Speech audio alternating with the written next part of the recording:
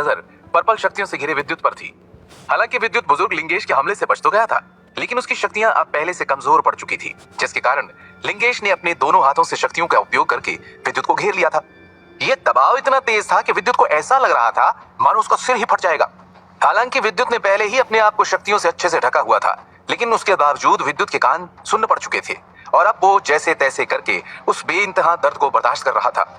जैसे जैसे दोनों शक्तियों के हाथ विद्युत के शरीर से टकराने के लिए उसके करीब आते जा रहे थे, वैसे वैसे वो दबाव लगातार और भी ज्यादा बढ़ता ही जा रहा था, जिसके चलते विद्युत का चेहरा लाल पड़ गया था।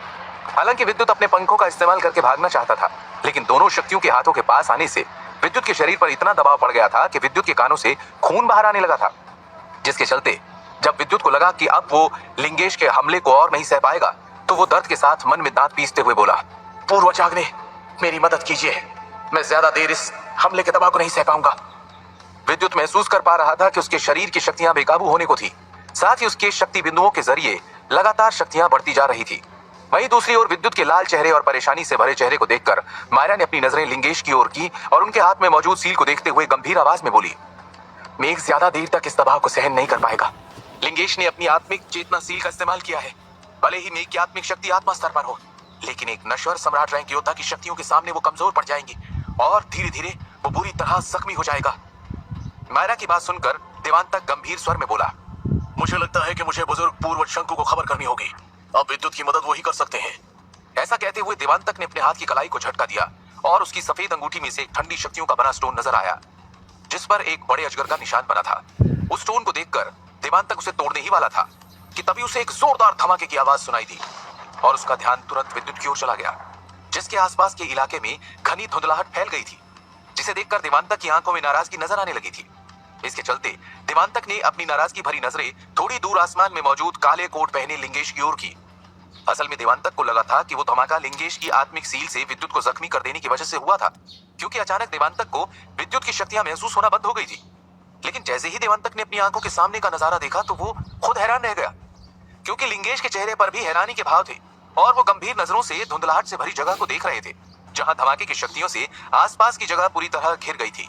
जिसे देखकर मायरा बोली, क्या वो हमला मेघराज ने नाकाम कर दिया? लेकिन जहां तक मुझे पता है उसकी शक्तियां तो इतनी ज्यादा भयानक भी नहीं है, तो फिर ये हमला किसने नाकाम किया होगा? मायरा की बात सुनकर पास ही खड़ी नायरा नाराजगी से बोली, विद्युत ठीक तो होगा ना? लेकिन नायरा की बात पर देवांतक और मायरा दोनों में से किसी ने ध्यान नहीं दिया। असल में दोनों उस धुंधलाहट को देख रहे थे, जिसमें से एक शक्तियों से घिरी धुंधली परछाई नजर आ रही थी, जो चलते हुए उस धुंधलाहट भरी जगह से बाहर आई और उसके चेहरे पर मुस्कुराहट थी, जिसे देखकर वहां मौजूद उस मुकाबले को देख रहे सभी की आंखों में हैरानी नजर आने लगी।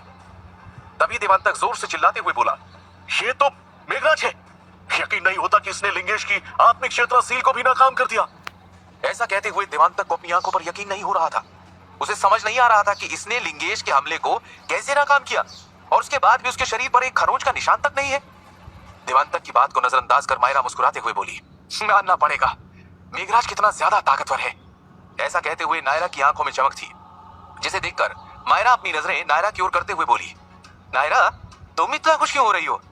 तुम्हें तो मेघराज बिल्कुल पसंद नहीं था, कहीं तुम उसे पसंद तो नहीं करने लगी? मायरा की बात सुनकर देवांतक अपनी टेढ़ी नजरों से नायरा की ओर देखते हुए बोला, मायरा, तुम्हें जलन हो रही है कि तुम्हारी बहन मेघ को पसंद करने लगी है? अचानक देवांतक को ऐसा कहते देख मायरा की आंखें बड़ी हो गई और वो नाराजगी के साथ बोली, अपना मुंह बंद रखो, तुम अभी अभी चौथे पड़ाव पर पहुंचे हो, तो इसका मतलब ये नहीं कि मैं तुम्हारी बकवास सुनती रहूंगी। अगर मेरे बारे में कुछ भी कहा तो तुम्हें बुजुर्ग शंकु भी नहीं बचा पाएंगे।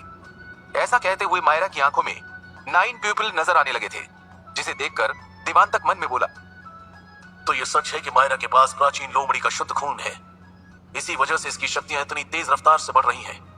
ये लड़की सचमुच किस्मत वाली है।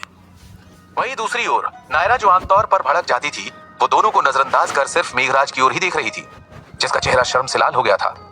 वहीं नायरा को अब भी विद्युत को घूरते देख मायरा ने एक ठंडी आह भरी और अपनी नजरें विद्युत की ओर की।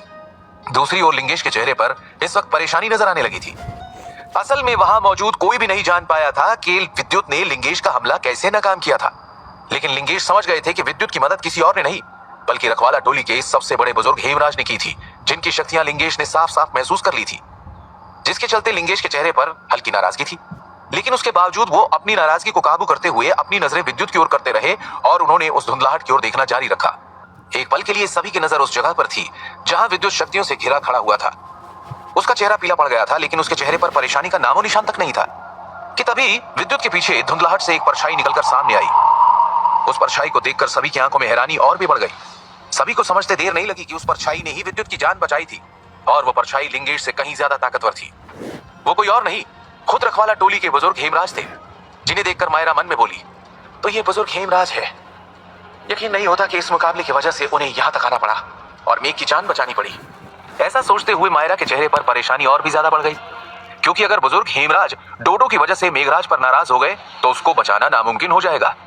मेघराज की शक्तियां पहले ही पूरी तरह खत्म होने के कगार पर थी। ऐसे में एक और नश्वर सम्राट रैंक योद्धा का हमला उसके लिए झेलना नामुमकिन था। ये सब देखकर नायरा तो बहुत खुश थी, क्योंकि अगर बुजुर्ग हेमराज ने मेघराज की जान बचाई है तो चिकित्सा केंद्र में लिंगेश की भी हिम्मत नहीं होगी कि वो मेघराज को कुछ कर सके।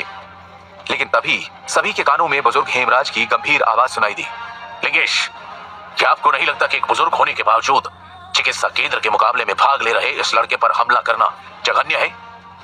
और अगर आपको ऐसा करना भी पड़ा हो तो जरूर इसके पीछे कोई ना कोई बड़ा कारण होना चाहिए।